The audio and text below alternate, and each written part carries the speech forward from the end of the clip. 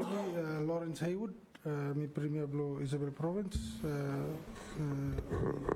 On behalf of my people, Lo Isabel Province, for come before the chairman and your good committee. With me, me come with them Deputy Premier Blomi, Honorable Tony Vahia, and also our legal consultant, Sir Frank Kabui. Thank you. Thank you, Mr. Chairman, and your Bills and Legislation Committee for giving Isabel Province an opportunity for also raising mota view blomi falalo this fala Special Economic Bill 2024. Mr. Chairman, we have no issue with the government policy on this bill. However, we feel it appears to be over-ambitious with a lot of excitement. I say this because there are current limitations against us at this point of time. To designate and declare an economic zone, we must first have in place the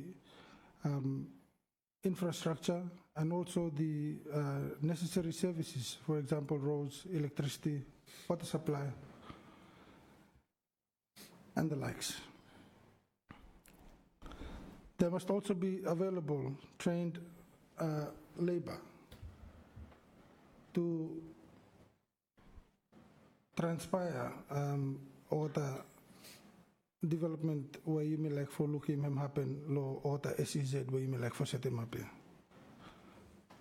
No investor by like for come without these facilities, and also, Mr. Chairman, security of these economic zones is also a question. As you may sabe, country blaming him prone to riots. Apart from Honiara, Mr. Chairman, perhaps Noro and Yandina in the Russell Islands, there are no other international ports in the country. Most of these SEZs, lo view blame fala, by what happened lo the provinces blame, and in terms of infrastructure, Mr. Chairman, me no look him any infrastructure him support him this one law apart from these three ports where me just mentioned him. Is it possible, Mr. Chairman, that we should start small and then expand when the need requires? There are other countries like Fiji, we should learn from them. Like in Fiji, we have more modest legislation like the Tax Zone Decree 1991. I think that's a good start for us if you may like for start within this one. Also bearing in mind that though the intention of this bill is for elevating economy block country blaming, it may also be a white elephant. Sri Lanka, for example, go through same type legislation, and that brought the country to its knees. Especially when we're giving away too many tax breaks. Can we afford to give tax breaks? Me looking inside the bill, several tax breaks, and I go up until 10 years. Do we have the capability for you sustaining country while these economic activities they boom, and then you may just sit down and no collecting any revenue from all the this all the investors yet? That's one of the points we like raising. The next point, Mr. Chairman, is the lack of direct control by the national and provincial governments for that matter. Although Cabinet is called in from time to time to approve decisions, the process is indirect and can be manipulated by officials along the way as delay or excuses. Only designation and revocation of special economic zone requires Cabinet approval. The whole show is controlled by the authority in every detail. It's very, very dangerous, Mr. Chairman. The participation of provincial governments is absent in the authority, which is a very concerning issue for me for all the provincial governments. we are only included in the review committee. Review committee, him time something happen, you talk go, you talk backside blame na him go na. We want to be in the decision-making body, which is the authority. Bifal na lo ground. What people. So we would like direct provision inside law this one legislation, where bifal sa make a decision lo what him go on inside law the provinces bifal. Next point, Mr. Chairman, is I want to make is the financial ability of the authority to finance itself adequately. There is a fund to be established, but its success and reliability is not guaranteed by any means. Last time we got one for anti-corruption committee or OSME. That for a committee, was one for a big tiger inside the parliament, no guarantee for biting. And that's concerning. Looks like this committee, whether by immigrant funds for funding, is another question. And if you may fund him, we look in that this committee, this authority, it will be funded off the backs of provincial governments. They will be collecting, once you declare them one for SEZ, they will be controlling every revenue collection inside that establishment. And I don't know if this one I'm straight, I'm not a lawyer by profession, but me like for take this fellow committee for try for look good law Provincial Government Act Schedule 3 subsection Schedule 3 section Schedule 3 section 4. That's in the Provincial Government Act. Schedule 3 section 4. I'm talk about how I'm giving powers. I'm giving powers to the provincial government for collecting business licenses and levies and such.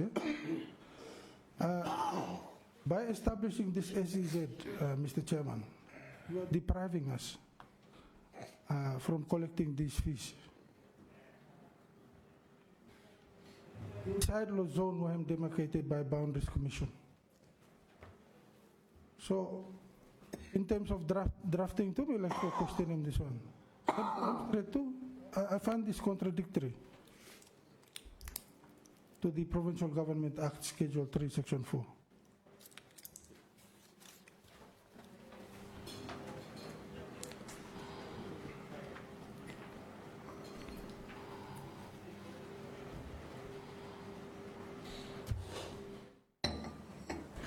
The other concern, Mr. Chairman, I think we a little bit touch on today is tax and fees exemption, which must be carefully addressed to avoid loss of revenue to both the national government and provincial governments. Loss of government revenue is also an indirect loss of money to the provinces because we do get grants from the national government and also the much needed infrastructure where people get them from national government funding. I think, Mr. Chairman, law view the concerned law Isabel province, especially the Isabel provincial government, is the deprivation of provincial government revenue. Inside law Schedule 3 and Schedule 4 law Provincial Government Act, I'm giving me powers here. Law 1981 provincial governments, as you all know, was established by the national parliament, and they gave us devolved functions. Certain devolved functions. you go around every province here, for example, I will give you an example.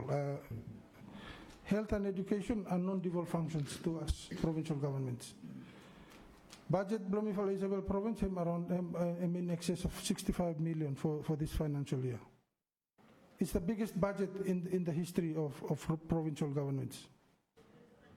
And almost half of that, non-devolved function, education and health. This one, wakablo national government na for futim cost for education and health. But we do put money in for this one because we are on the ground, and I'm sure other colleagues, or other premiers, or other provincial governments also do the same. My point here is, time you fall out in Selen, but you fall depriving me from revenue when me fall collecting from SEZs in terms of levies and fees. Me fall not take Selen, me fall no envisaged by provincial government act for collecting taxes and the likes. Me fall only get them no have not fees and licenses, business licenses. Lo certain devolved functions or activities will happen in low provinces. Me look in this fella SEZ, hem nice something for me speed him up development and investment lo country. But inclusiveness and also exclusion lo provincial governments inside lo this fella SEZ na me fella lo Isabel province bara disagree lo.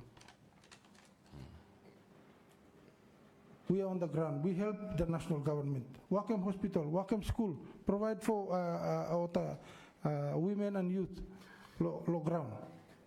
These are non-devolved functions, Mr. Chairman. Yet we are there putting in a budget for the functions here. Please, including me for inside authority or something. So what me try for tell them here, the gist of my the point I am trying for make here is that I would like to the Isabel province position or provincial government's position for this fellow bill is me feel like I'm review law this fellow bill before him tabled law parliament. Think him no me like for Sharon. Thank you very much for the opportunity, Mr. Chairman, and your good committee. Sorry, just to clarify, so you're recommending that it be withdrawn and further consultation within provinces? So what is me ask for review law this one, law this fellow bill. Passing first time, then review him, or no table him this time? No table him this time. Review him first time bill, before him go parliament. Thank you. Thank you very much, Honorable Premier, Isabel Provincial Government, and thank you for making that point. Hemi clear, law committee, very important. We'll get back to it in due course.